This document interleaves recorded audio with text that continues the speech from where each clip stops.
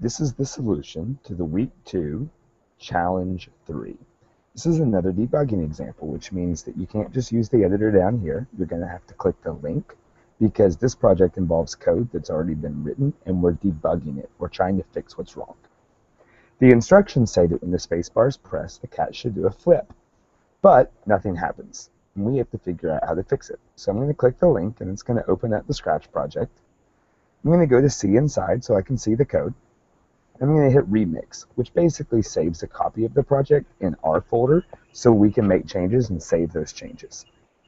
So sure enough, when the spacebar is pressed, I can see the green flag lights up for a second, so the spacebar isn't broken, but I don't see anything happen with the cat. So when I read the instructions, it says when the spacebar is pressed, turn 90 degrees, and it has that 4 times. So what's actually happening here is the cat is doing a flip. It's turning 90 degrees 4 times, but computers do things incredibly quickly, so I can't see that change. We can prove that by putting a wait block halfway through, and we'll see the cat flip upside down, which is 90 degrees twice, and then flip back. If I want to wait in between each turn, I can make the cat do a flip. And that theoretically solves the problem, but it's certainly not the best solution. Why is it not the best solution? Because you don't want to have to repeat yourself in code. The more you see code becoming redundant, the more you should start to think, hey, I could use a loop. So I'm turning it 90 degrees and waiting 1 second 4 times. So instead of writing that out 4 times, I'm going to get rid of all this mess. I'm going to add a repeat block right here. I'm going to say, hey, do this 4 times.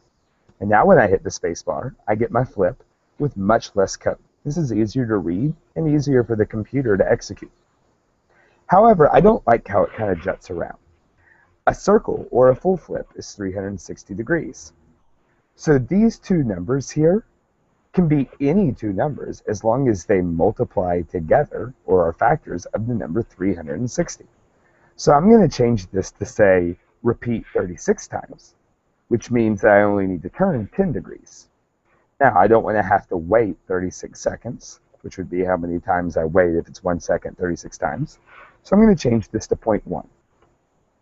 And this should produce a much smoother flip. So let's check it out. Looks pretty good. There's our solution.